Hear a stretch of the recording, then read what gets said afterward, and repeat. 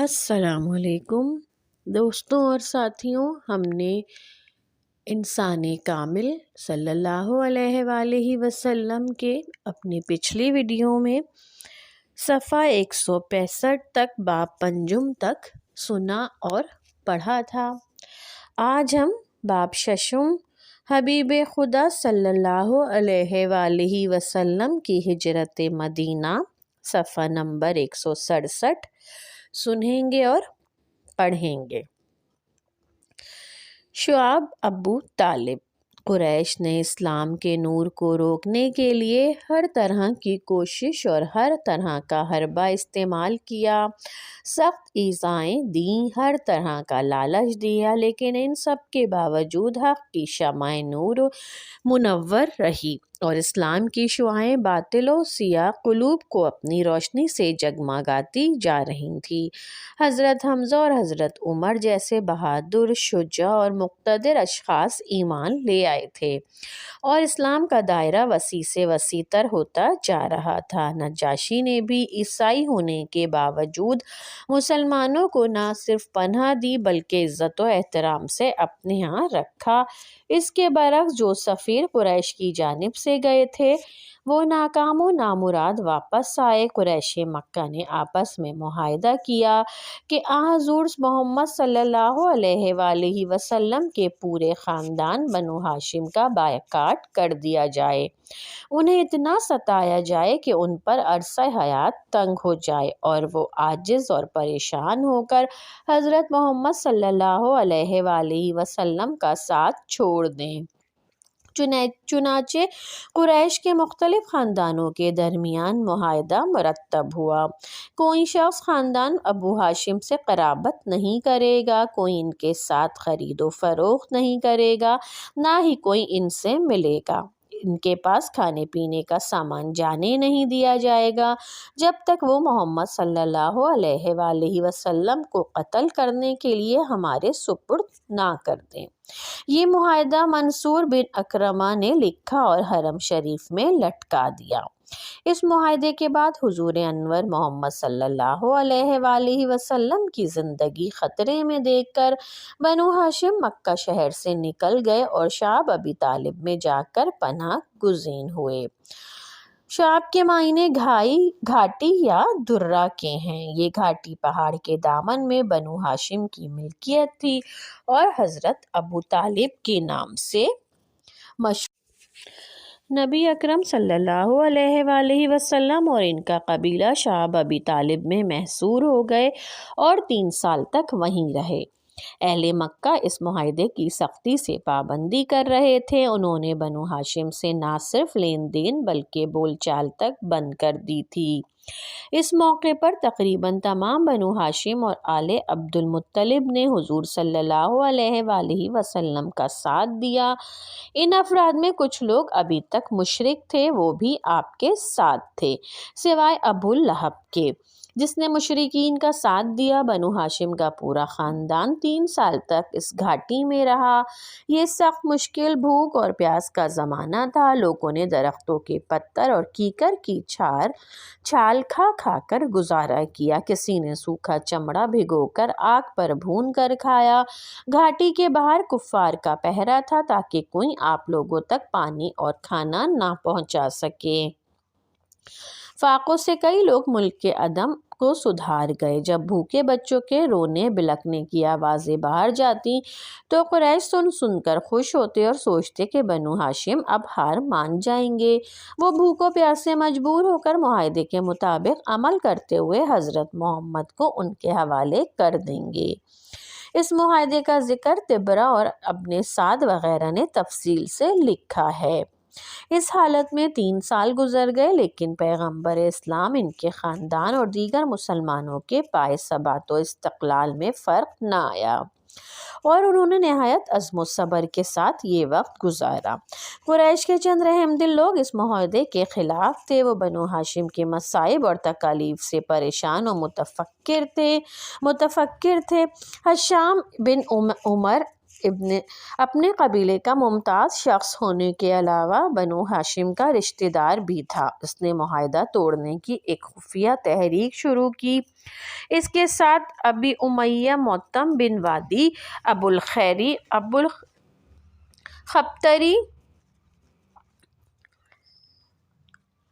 ابوالنجتری اور زما بن اسود بھی تھے۔ انہوں نے ایک رات مکہ سے باہر جا کر باہم مشورہ کیا کہ معاہدے کے اوراق پھاڑ دیے جائیں۔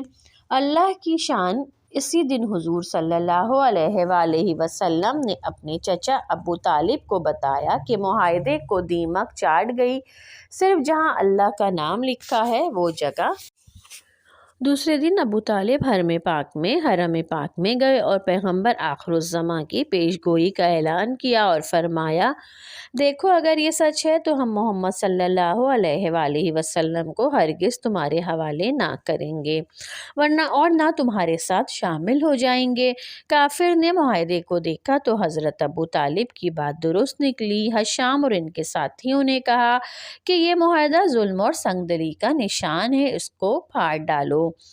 ابو جہل نے مخالفت کی، لیکن دیمک کی وجہ سے کاغذ پرزے ہو گیا تھا۔ اس طرح بنو ہاشم پر جو پابندی لگا کر شعب ابی طالب میں ان کو محصور کیا گیا تھا، اس کا قلعہ قمع ہو گیا اور بنو ہاشم اور سب لوگ واپس اپنے گھر آ گئے۔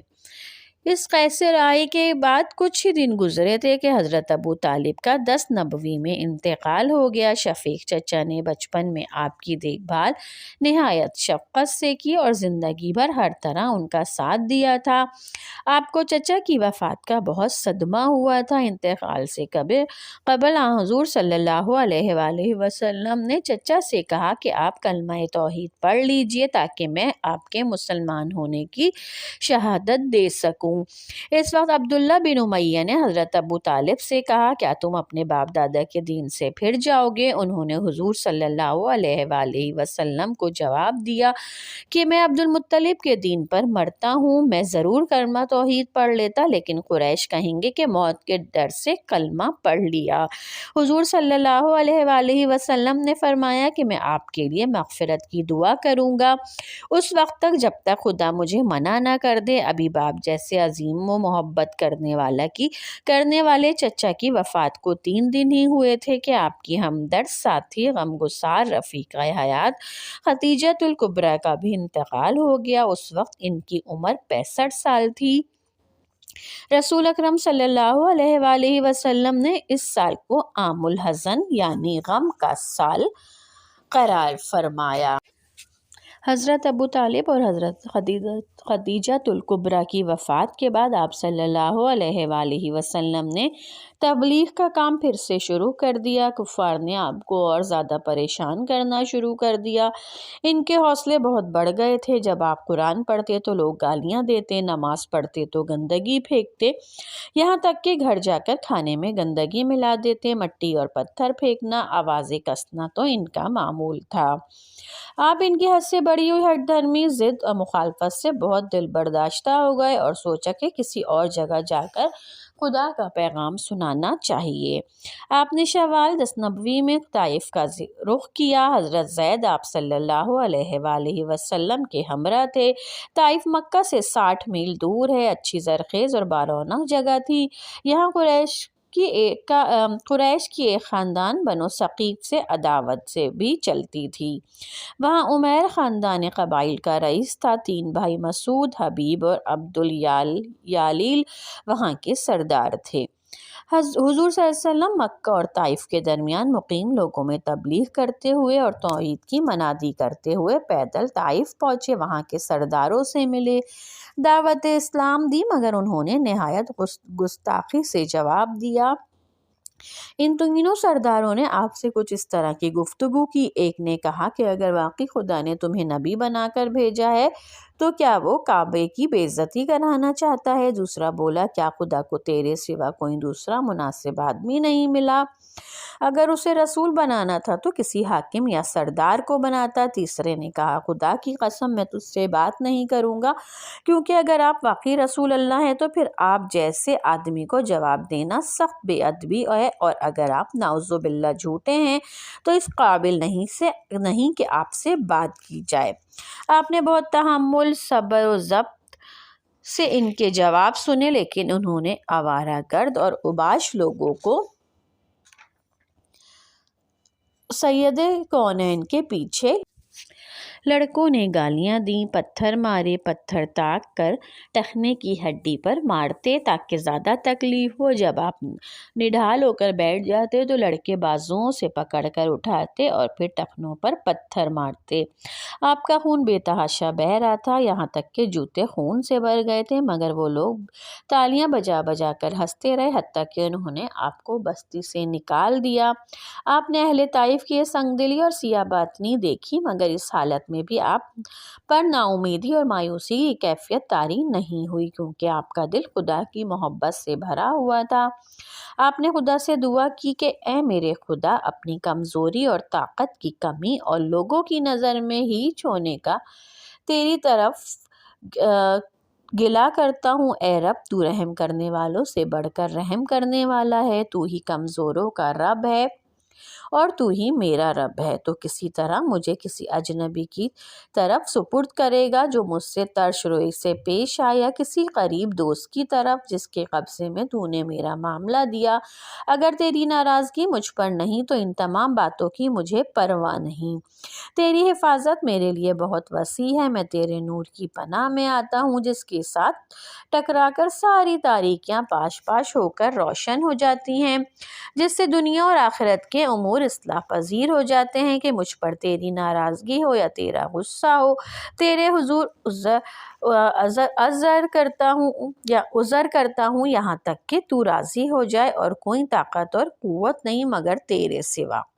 آخرکار آپ صلی اللہ علیہ وآلہ وسلم نے ایک باغ میں پناہ لے لی۔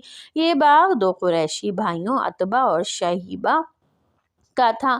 انہوں نے آپ کو دیکھا تو ترس کھا کر اپنے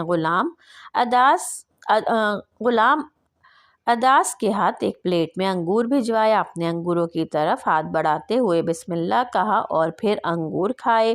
اداس کہنے لگا خدا کی قسم، اس شہر کے لوگوں کو اس طرح کی بات کہتے میں نے کبھی نہیں سنا۔ آپ صلی اللہ علیہ وآلہ وسلم نے پوچھا تم کہاں کے رہنے والے ہو؟ تمہارا کیا مذہب ہے؟ انہوں نے جواب دیا میں عیسائی ہوں اور نینوا کا رہنے والا ہوں۔ آپ نے کہا کیا مرد صالح یونس بن متی کے شہر کے ہو؟ وہ میرا بھائی ہے، وہ بھی نبی تھا، میں بھی نبی ہوں۔ غلام نے یہ سن کر آپ کے سر، ہاتھ اور پیر کو بوسہ دیا۔ قریشی سرداروں نے یہ سب دیکھا۔ جب اداس واپس آیا تو اس کو ڈانٹا اور کہا یہ تم کیا حرکت، تم نے اپنا دین خراب کر لیا۔ اداس نے بہت رقت آمیز حالت میں کہا جناب، دین سے بڑھ کر زمین پر کوئی چیز نہیں۔ اس شخص نے مجھے ایسی بات بتائی ہے جو صرف نبی ہی بتا سکتا ہے۔ اس سفر میں آپ صلی اللہ علیہ وآلہ وسلم نے بہت تکلیف و اذیت اٹھائی اور کوئی شخص بھی مسلمان نہ ہو سکا جس کا آپ کو بہت رنج تھا۔ حضرت زید نے بہت کرب و بے چینی کی حالت میں کہا آپ ان لوگوں کے لیے خدا سے بد دعا کیوں نہیں کرتے کہ خدا ان کو نیست و نابود کر دے اور مکہ اور طائف کے درمیان جو کچھ ہے وہ ہے سب پس کر رہ جائے۔ حضور صلی اللہ علیہ وآلہ وسلم نے ایسا جواب دیا جو آپ کے رحمت للعالمین اور خلق عظیم ہونے پر شاہد ہے۔ فرمایا مجھے خلق خدا اور انسانوں کو بد دعا اور لعنت دینے کے لیے پیدا نہیں کیا گیا۔ اگر اس وقت یہ لوگ نہیں سمجھتے تو شاید آئندہ نسلوں کو ہدایت کی سعادت مل جائے۔ سفر طائف کا یہ واقعہ نہایت افسوسناک اور رقت انگیز تھا، اور اس موقع پر پیغمبر اسلام نے صبر و استقلال کی وہ شان دکھائی جو صرف آپ کا ہی خاصہ تھا۔ یہ آپ کی پیغمبرانہ عظمت کا بہت عدیم المثال ثبوت ہے۔ طائف سے آپ واپس مکہ کی جانب روانہ ہوئے، نخلا پر قیام کیا، غار حرا میں ٹھہرے، پھر معتم بن عدی کی حفاظت میں مکہ پہنچے، طواف کعبہ کیا، نماز پڑھی اور گھر تشریف لے گئے۔ بیت عقبہ اولیٰ۔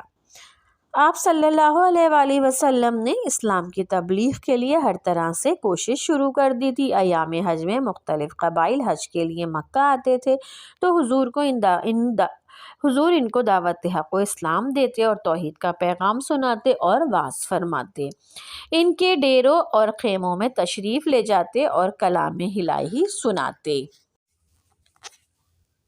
نبوت کے 11ویں سال ایک دفعہ رات کو لوگوں کو دعوت حق دینے کی غرض سے نکلے۔ مکہ اور مدینہ کے درمیان جہاں اب مسجد عقبہ ہے وہاں 12 لوگوں سے آپ کی ملاقات ہوئی۔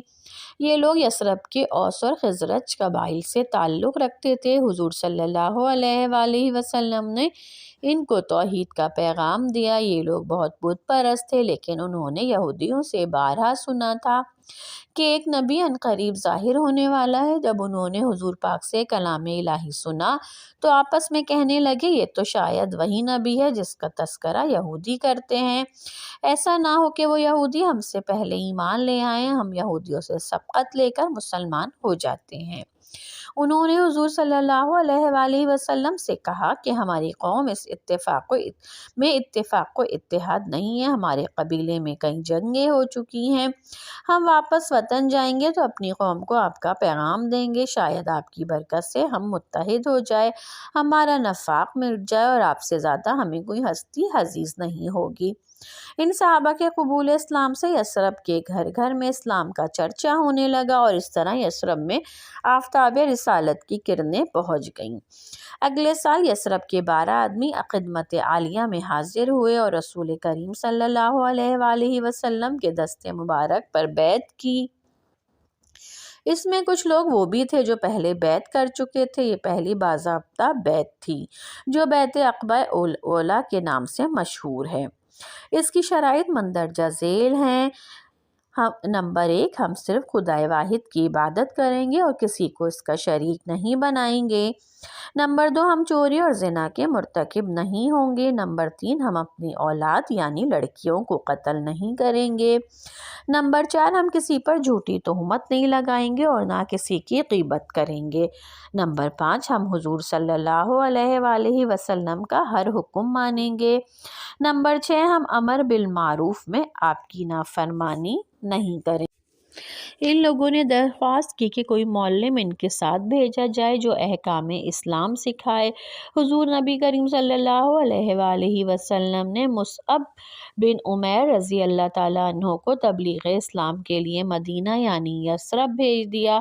وہ ہر روز صبح سویرے تبلیغ کے لیے نکلتے اور ہر روز وہ 2-3 آدمی حلقہ اسلام میں داخل ہو جاتے۔ حضرت مصعب رضی اللہ تعالیٰ عنہ بن عمیر نے اسد بن زرادہ کے یہاں قیام کیا جو یثرب کے رئیس اور ممتاز شخصیت تھے۔ مصعب بن عمیر رضی اللہ تعالیٰ عنہ مکہ کے ایک متومل خاندان سے تعلق رکھتے تھے، بہت قیمتی لباس زیب تن کرتے تھے، مگر جب اللہ نے ایمان کی دولت سے مالا مال کیا تو خدا و رسول کی محبت و شائستگی میں اپنی وضاقتہ بالکل سادہ بلکہ فقیرانہ کر لی اور عشق رسول کا یادگار نمونہ بن گئے۔ نبی کریم محمد صلی اللہ علیہ وآلہ وسلم نے ان کو یثرب کے لیے معلم اور مبلغ مقرر کیا۔ حضرت مصعب بن عمیر کو یثرب میں اسلام پھیلانے اور سکھانے کا شرف حاصل ہوا۔ ان کی کوششوں سے یثرب سے قبا تک گھر گھر اسلام پھیل گیا۔ بیعت عقبہ ثانی 13 نبوی میں عقبہ کے مقام پر ہوئی۔ ایام تشریق میں 73 مردوں اور 2 خواتین نے حضور اکرم نبی کریم صلی اللہ علیہ وآلہ وسلم کے دست مبارک پر 1 تاہی رات گزر جانے کے بعد بیعت کی۔ ایام تشریق ذوالحجہ کی 11، 12، 13 تاریخوں کو کہتے ہیں جب حاجی منا کے مقام پر ٹھہرتے ہیں اور جانوروں کی قربانی کرتے ہیں۔ اسے بیعت عقبہ ثانی کہا جاتا ہے۔ اس موقع پر حضور محمد صلی اللہ علیہ وآلہ وسلم کے ساتھ حضرت عباس رضی اللہ تعالیٰ عنہ جو ابھی تک مشرف با اسلام نہیں ہوئے وہ بھی موجود تھے۔ جب اہل یثرب نے حضرت کو یثرب تشریف لانے کی دعوت دی اور کہا کہ آپ ہمارے پاس آ جائیے تو حضرت عباس رضی اللہ تعالیٰ عنہ نے ان لوگوں سے مخاطب ہو کر کہا کہ اے گروہ خزرج، محمد صلی اللہ علیہ وآلہ وسلم اپنے خاندان میں بہت معزز اور محترم ہیں۔ دشمنوں کے مقابلے میں ہم ہمیشہ سینہ سپر رہے ہیں۔